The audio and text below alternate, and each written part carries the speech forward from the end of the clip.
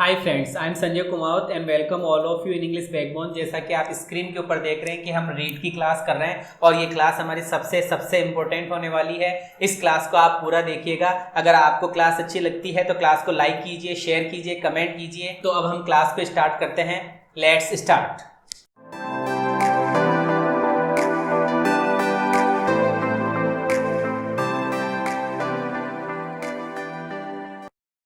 तो अब हम आगे पढ़ते हैं। 46 नंबर की हमें बात करनी है। तो 46 नंबर की बात करते हैं। लिखा हुआ क्या है स्क्रीन के ऊपर देखिएगा, ब्लू ब्लड लिखा हुआ है। क्या लिखा हुआ है? Blue blood. पहले हमने पढ़ा था black blood, blue blood, bed blood, तो अब है ब्लू ब्लड। ब्लू का मतलब क्या होता है सर? ब्लू का मतलब होता है नीला। ब्लू का मतलब क्या होता है? नीला।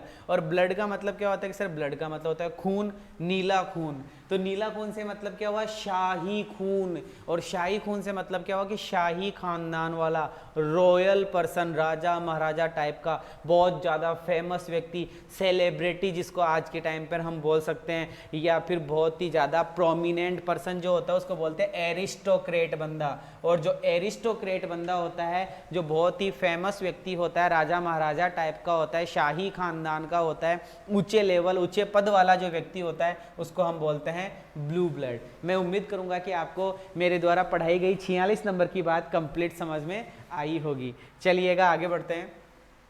47 नंबर पे बात करते हैं। 47 नंबर की बात है कि ब्लू आइड बॉय, नीली नीली आंखों वाला। बड़ी आंखें, बड़ी प्यारी है, बड़ी नशीली, लंबी लंबी बड़ी आंखें। काफ़ी तारीफ सुनी है ना। और दिलवाले मूवी में भी उसने बहुत गाना भी गाया आंखों के ऊपर। तो भैया ब्लू आई, नीली आंखें। और नीली आंखों से मतलब क्या हुआ कि बहुत ही फेवरेट बंदा। यहाँ पे नीले से मतलब क्या है? फेवरेट होना। ब्लू आइड बॉय, नीली आंखों वाला लड़का या नीली आंखों वाली लड़की क्या होता है कि फेवरेट होता है। Is it okay?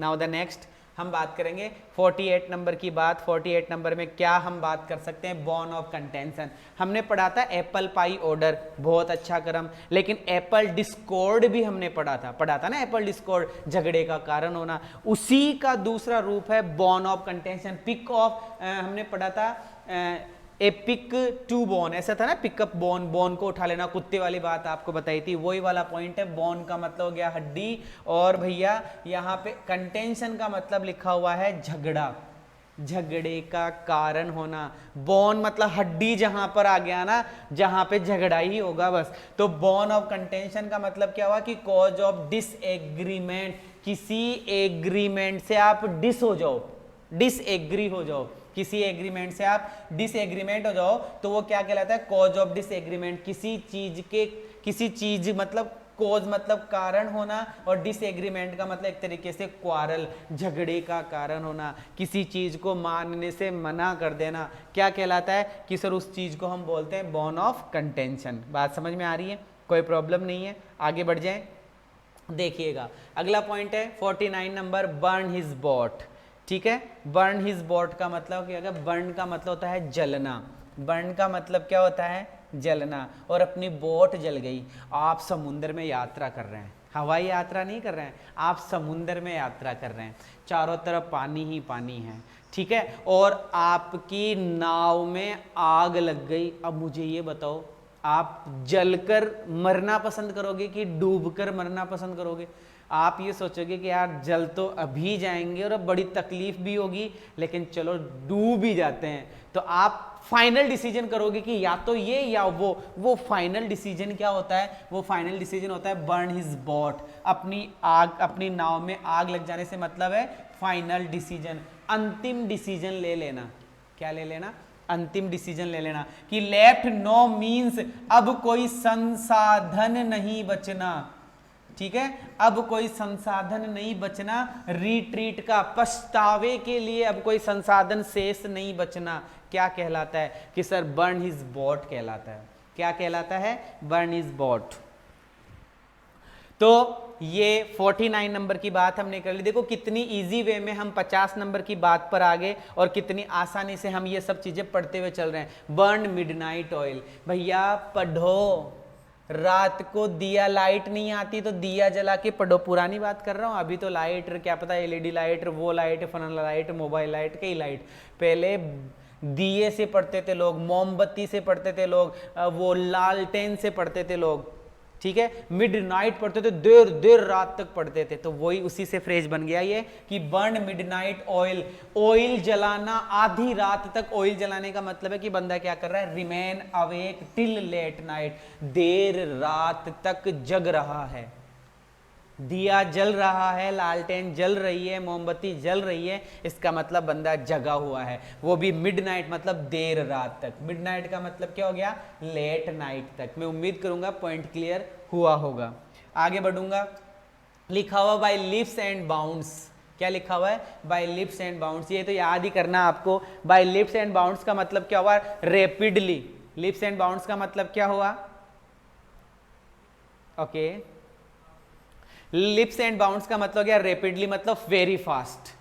इसका रेपिडली का मतलब क्या हुआ, वेरी फास्ट। इस बात पे आपको फोकस करना ही करना है, इसका मतलब होता है वेरी फास्ट, ठीक है। लिप्स एंड बाउंड्स का मतलब क्या हो गया, very fast, very fast, very fast, बहुत तेज गति से। बाय लिप्स एंड बाउंड्स मतलब बहुत ही तेज गति से।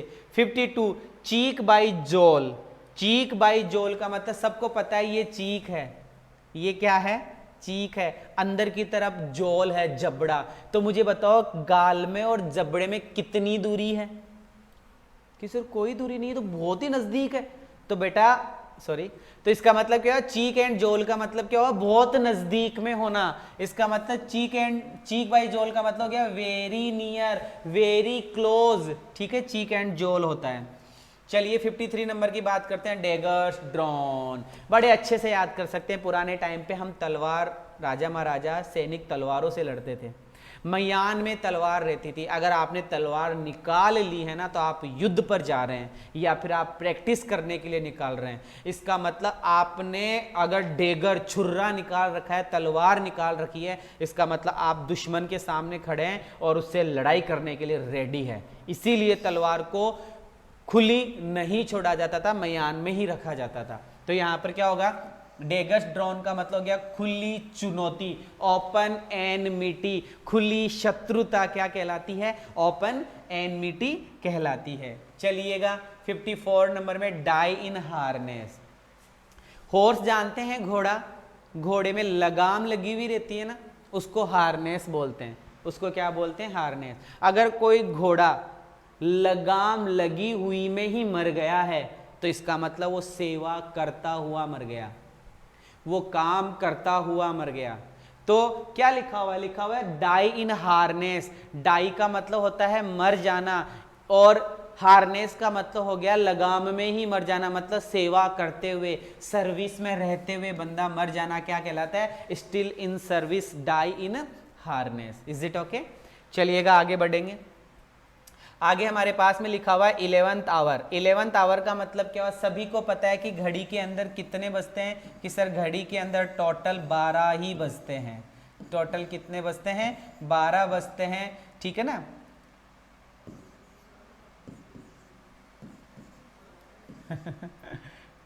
इस तरीके से बाकी और भी होते हैं। तो 12 बजते हैं, और यहां पर क्या आता है कि सर यहां पर 11 आता है। अब मुझे बताओ 11 और 12 में कितना फर्क है, कि सर लास्ट स्टेज पर आ चुका है 11 नंबर बोलते हैं। 11 नंबर बोलते कौन सी स्टेज पे आ चुका है, कि सर लास्ट स्टेज पे आ चुका है। इसका मतलब 11th आवर का मतलब ए लास्ट मोमेंट, अंतिम पल। ए लास्ट मोमेंट का मतलब क्या हुआ, अंतिम पल। इज इट ओके, बात क्लियर हो गई। अंतिम पल क्या कहलाता है, कि सर 11th आवर कहलाता है।